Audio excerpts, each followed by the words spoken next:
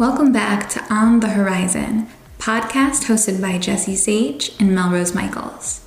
First, thank you so much for becoming a premium subscriber and supporting our podcast. This is going to get you exclusive, unheard, and unseen footage from each interview we had. So first, let's dive in with Carol Lee. So a lot of my friends, they want to make a lot of money, and they made money. Yeah. And during those first years, when I was first building my business, I didn't know sex workers on the street very well. It wasn't until I started working and trying to meet women on the street through Access. Mm-hmm. Right now, I think it's important to know that it's problematic to divide people who work on the street and people who don't. That you work on the street, you can work in a million different ways. You might work indoors here and an escort there and a stripper that day. And so there's the whole way that we classify street-based workers is very problematic. And, I don't want to make that mistake. Right. I think that was sex work in general, that we have this, what we call like the hierarchy. And that always seems so problematic to me because people are doing all sorts of things and moving in and out of different types of labor. And not everybody discloses everything that they do. And and now a lot of sex workers are doing many things at once. They're juggling different kinds of labor. So yeah, we didn't used to, I think in the movement or in the media, it wasn't presented that way. You think that? And, it is. But even anyway, they couldn't seem to get two ideas at the same time. Either they were portraying a prostitute as abject, or they would reproduce these fantasies about this glamorous sex worker. And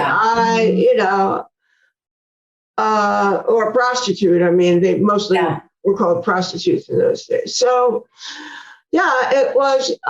it was a difficult time. And for me, I just wanted to get away and I wanted to be able to find new clients. I did want to keep working. I felt like it was important for me to work. I don't know. I just didn't want to stop. I didn't really have resources. I grew up pretty poor. And then I disentangled myself from my parents. So I couldn't really get help from anybody. Yeah. I had a few different things going on, though. I was very resourceful. Like most sex workers, they have to be. It's good. But I think that there is something about being a sex worker and doing this sort of work that gives you insight into people that you don't get other places. Absolutely. Yeah, we have wisdom, that special horror wisdom, the horror side. There is.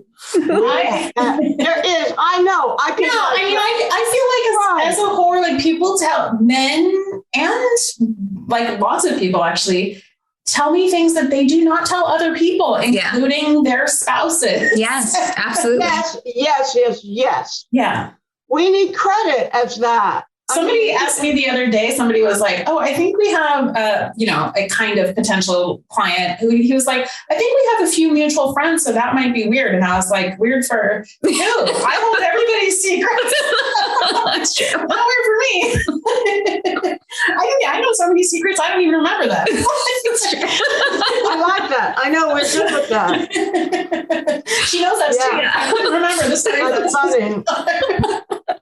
Well, I love that. I remember Margot St. James, she had just the cover of Coyote. It was a kiss and tell campaign. Have you ever seen that? No. I guess sex workers have a lot of ideas that are a bit scandalous. So, I mean, one of the ideas is that you're not supposed to tell. Mm-hmm. And, so we're good at keeping secrets. Yeah. It is true. But then some sex worker says, let's have a kiss and tell campaign. Everybody goes, I love that. We can't do that. Oh, then the other one's like, oh, I love that. I do love that. Not telling all the secrets, but if we can continue the conversation around sex work, it will help normalize the labor. So if we can tell, let's tell. Yes.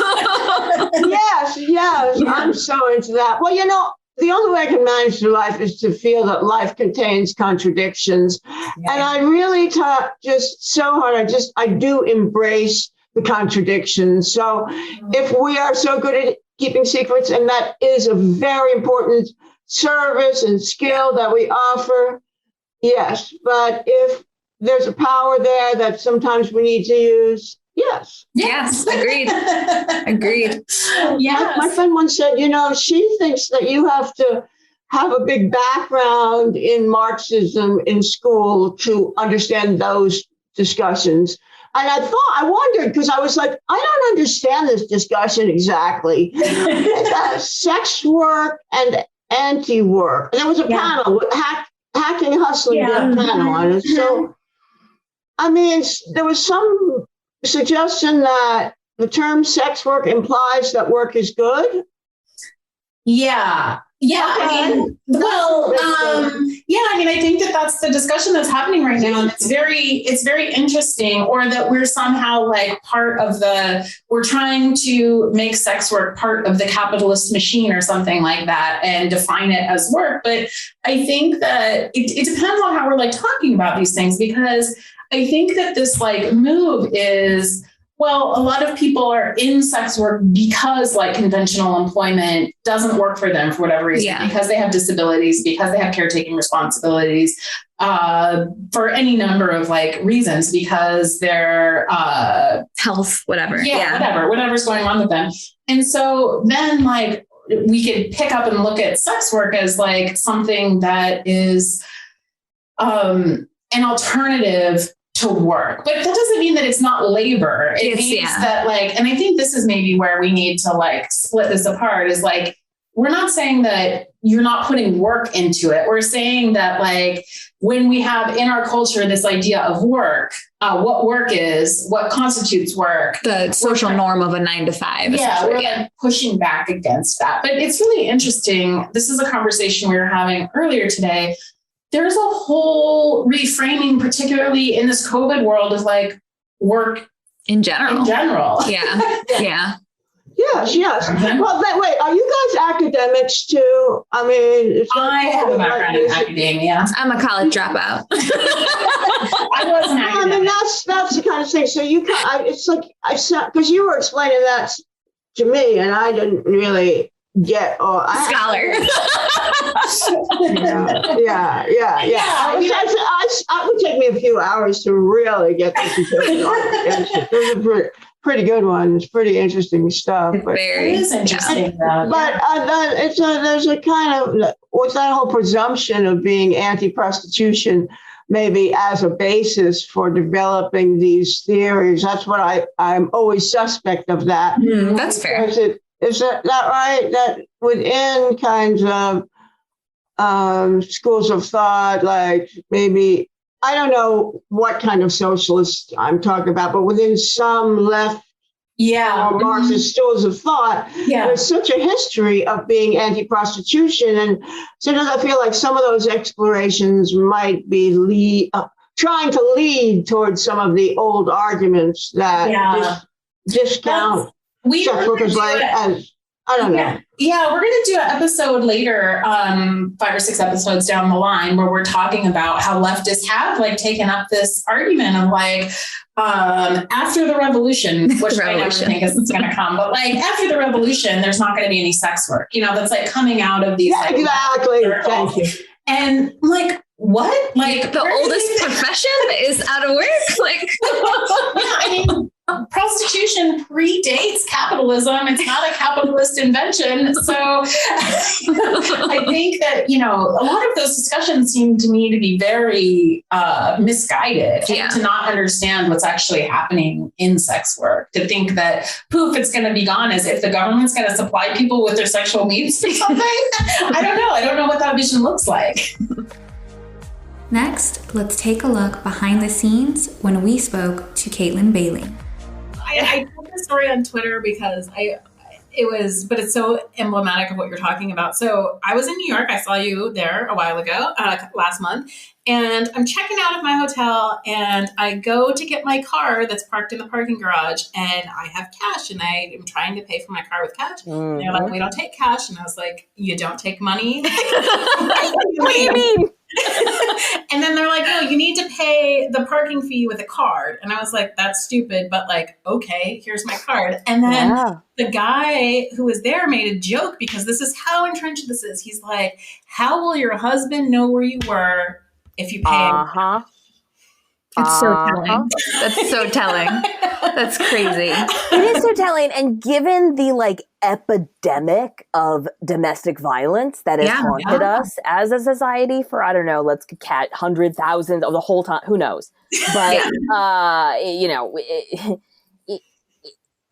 there are reasons for people that are not engaged in a criminalized activity to want to maintain anonymity.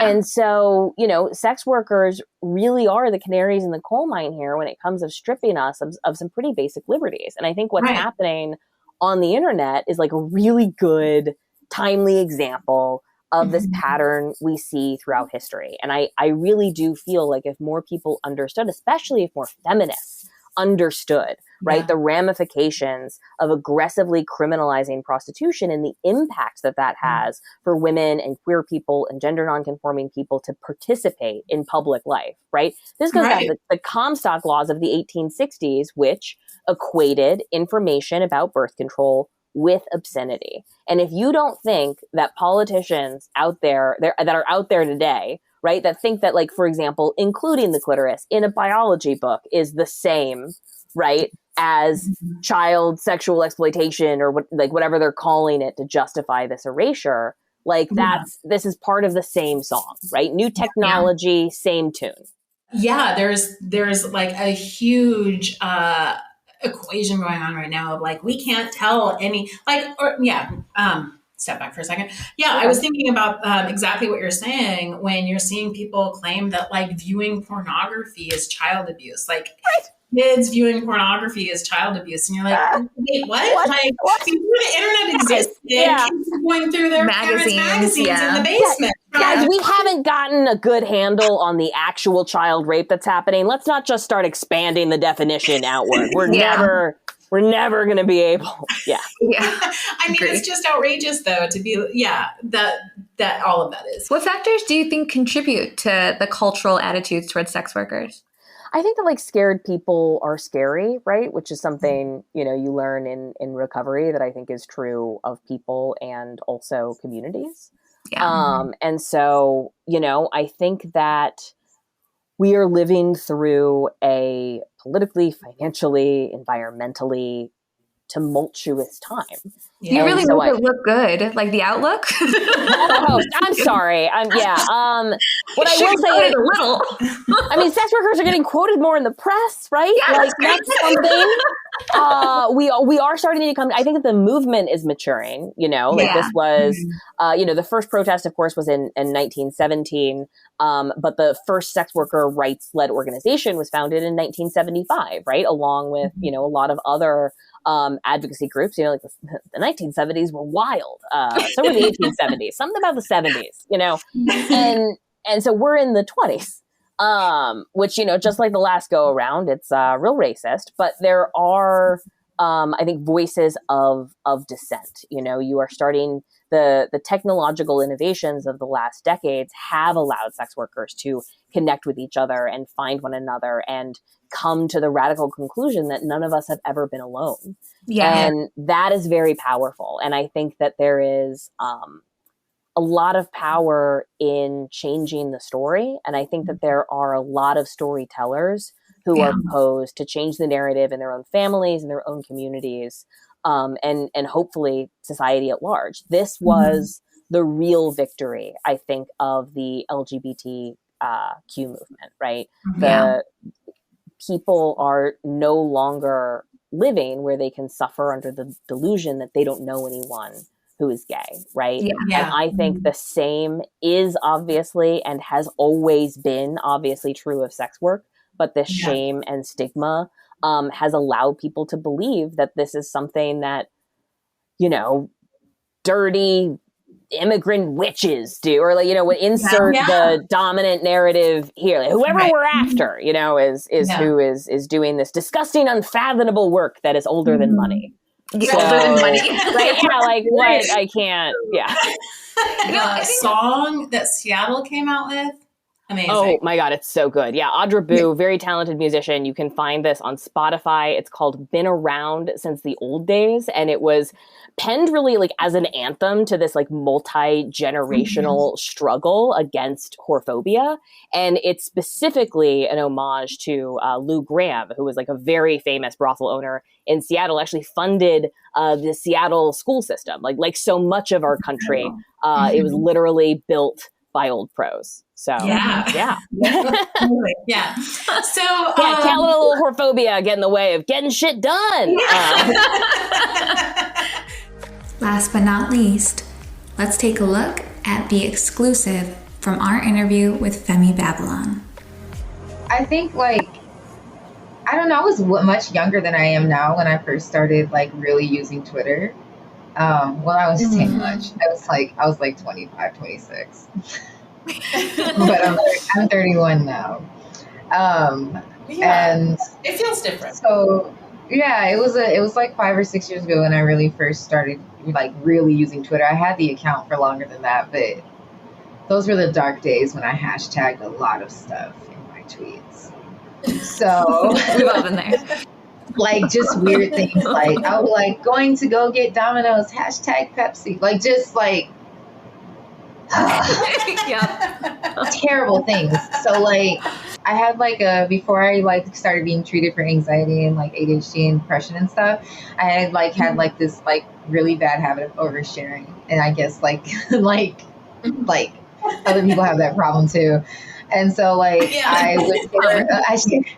shared a lot of things about my personal life and the things that I was going through, and I guess certain things people are really, really ashamed of sharing online, when it comes to poverty and stuff and parenting. Right. And I shared some of those things, not because I wanted to gather an audience based off trauma or whatever, but just because that's what I was going through. And if people who have followed me since 2016, 2017, they probably have noticed that I don't share as much about my personal life anymore. Yeah. In the past couple of years, I put a stop to that.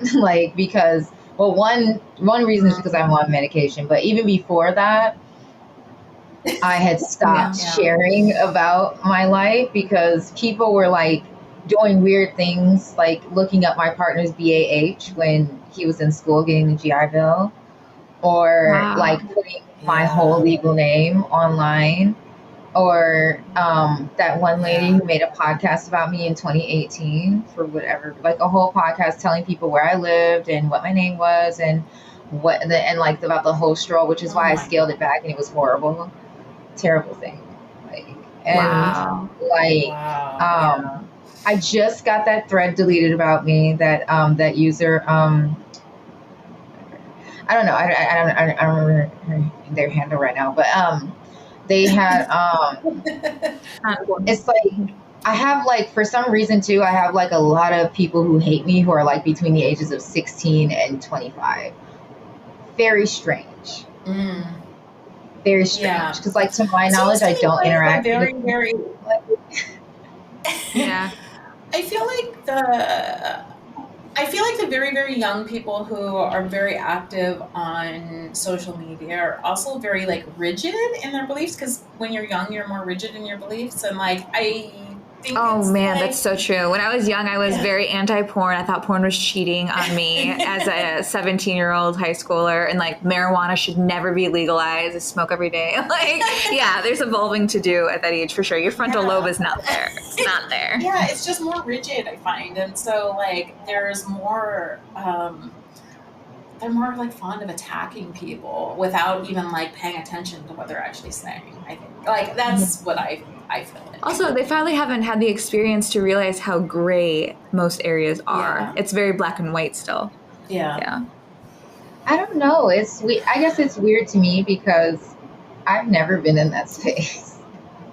I've been weird since I was a kid. And I just assumed that everybody was on a continuum of like weird to not Right. like, you know, and like that I was like kind of far on the weird side, but like like I just assumed the level of flexibility. Yeah. And I always thought that as you got older, you got more rigid, and like that hasn't like been the case for like most of the people that I've known. They were like, yeah, I used to be a Republican, and I was like, what? Like it's not white people. It's just like it's like people that like in my neighborhood or people like on Black Twitter be like, yeah, I used to be a super conservative, and like, you know, it'll be like like my gay Black friend is like, what? Why were you a conservative? Like I can't even picture it. Like I can't picture it. I'm squinting and I'm trying, but I can't. Yeah, I actually really appreciate that about your like web presence, is that you're like one of the few people who are really willing to be like, yeah, I put a lot of like thought into this, but now I don't know, I was probably wrong about that, and now like my opinions have evolved and I've changed, and I think that that's needed. That's more of that is needed. I think more of that is needed too, because I think a lot of people are afraid to do that or afraid to contradict themselves, and so we need to contradict ourselves as we like learn and grow.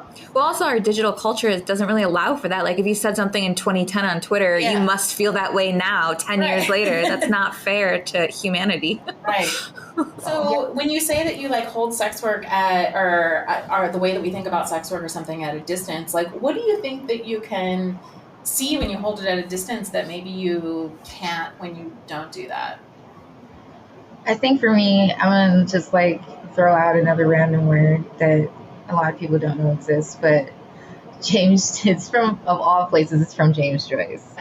I definitely shitted on some James Joyce like last year, something like that. But he plays with language in a way that's really fun to me, like E. Cummings or something. So I have my favorite white guys, you know. And so like pornosophical. I like that. Yeah. Oh, yeah. It's a Joyceism. Wow. Yeah. I like that. Take it and sprinkle it upon the world, because I was mind-boggling. I saw that shit and I was like, mine. I'm using it. Thank you. Yeah. Like, and so I'm about to get real pornosophical, but basically, like holding the theory and all of these things at a distance. It's just like. Okay, I'm reading this book right now, and it's about like the invention of women by this Yoruba woman, academic scholar or whatever. And she talks about how like every time we write about something from a gendered perspective, when we write about that perspective, we are writing gender into existence. Mm-hmm. That's interesting. Yeah. So I was like, wow. Like I was hired something like this shit deep. So then I was like, wow, like I just thought about that today. I literally just read that yesterday and my mind is still blown.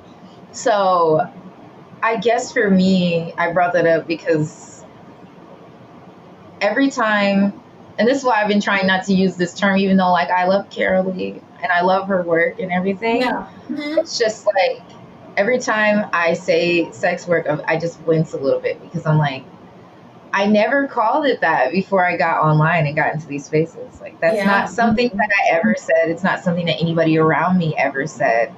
And yet I'm expected now to carry this language that I didn't choose to speak everywhere I go, and in every interaction and in everything that I write, to the point where if I don't, I'm afraid sometimes that if I don't use the term sex work, no one will know what I'm talking about.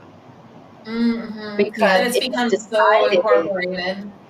Yeah, like it was decided for me that this is the language that we speak, and this is, and you know, you can see like with, you know, like race and gender histories, how that, you know, repeatedly plays out in my life, that this is the language that I have to speak, and I have no access to any other sort of language, or I have to code switch when I go into this space.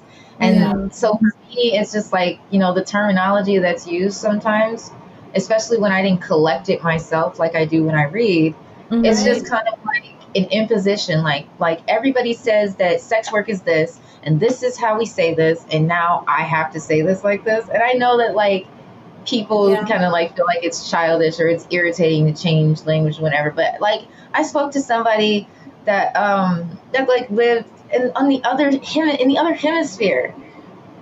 A Black person who lived like in France or like in Morocco or something like that. They spoke some kind of French. I don't know, but it was in the other hemisphere. Okay. And they were like fighting for the term sex work. Like, why? Like it was just so irritating how like colonization and English and like these ways of thinking are constantly infiltrating my life. And it just makes me so frustrated sometimes. And like, because when I started questioning, even when I just questioned it, even when I just asked a question, you know, people were like, I don't even know why you would ask that. You're erasing the work of all these like, and then they have listed all their token people of color friends and activists and stuff. And I was like, I just asked a question. Like that happened when I questioned Decred. That happened when I questioned like every time I question something that is like set in stone in Western lore and stuff, somebody comes out the woodwork to like be like, I don't even know why you would do that. Or like there was one lady that said that, told somebody that I was like, I support child porn because I said that we should listen to youth about their experience in the sex trade. Right. Wow. Like that's deep. That's you know what, I was actually, that's interesting when we talk about language, because I was actually ironic or coincidentally watching something on YouTube last night when I was kind of smoking and falling asleep, where it was talking about how language evolves in a space, like so much to a point where a collective agrees upon a term and then it gets adapted and then that becomes language. Whether once enough people kind of pass that tipping point, it becomes what the norm is. But I think it's important to challenge these things. I think we should be okay with it. We should engage with it because it moves the conversation. I do wonder, though, from your perspective, do you think that the term in sex work, as Carolee coined it, was it useful and of value at the time to further progress, I guess, at that point in time? Do you think that it ever brought value in that sense? I think that, like, because, like, the story is that, like, she saw sex use, which I think is, like, what the fuck is that? So, like, I totally understand why, you know, like, she was like, no, we're not doing that sex work. And it was quick, and it's catchy, and it hits on something that people know. But I think I guess that for me, the better question, or to further the question, you have to ask, like, I mean, like, you got to think about it like this. I mean, you don't have to, but this is how I think about it. You know, I'm Black, see me, and my sisters are like Blaxican and whatever. And every day, I have to walk out of the house and be Black, like every day. Yeah. And sometimes it's exhausting, but sometimes it's not. It's always interesting, and like my experience in the world colors how I think and how I move throughout the world, you know. And when Carolee walked out of the house, probably, you know, like, she was white and she was a college student. You know, you can't see college, but you can hear it. And so, like, you know, all of those experiences, whether, you know, if she was a, you know, like, starving artist college student, you know, whatever, you know, and then a prostitute, and then, you know, wherever she moved in life, though, she was always having that experience through that lens. Socially. And so that term and the terminologies that we use, they aren't just, it isn't just as simple as like we adopted like a collective agreed, but more or less that there's a dominant collective and the rest of us just kind of have to like go along with it. That's my issue with it, is that, like, you know, like, we clearly live in a racial patriarchy. You know, we have a hierarchy of people, and one minute I was calling myself a hustler and a prostitute and a hoe, and the next minute I was being told that I can't say those things anymore, or that we shouldn't say those things. Or when I write articles for like Vice or something, they change or they challenge when I write prostitute or when I write hoe or something, like, because now everybody agreed. But did everybody agree though? Like, I never heard that term until I got into certain, like, and that was my question to people, and people were upset about it. And it wasn't just white people either. Like, people were just like, why are you rocking the boat? Like, and like, like, I was just like asking a question, like I just said, but who, like, right, like, who is everybody and who agreed to this? Because I didn't. I just kind of latched onto it because, like, it seemed like if I didn't use this terminology, that no one would understand what I was talking about, or no one would like engage with me. And that is like oppressive, like, and that's just like, and that's not like with, like I said, with sex work, language, and everything. That's just like a microcosm of like a larger global problem.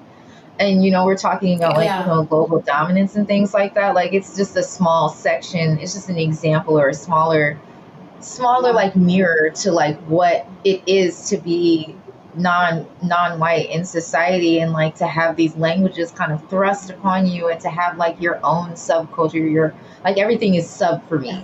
Like, my subculture, my sub language, like subhuman, sub thoughts, like everything is like sub underneath something else that's obviously better, or obviously like we all decided this, you know? Yeah, right. And it's just so I won't want to say weird, because that's not what I'm thinking, but like, it's just like reductive.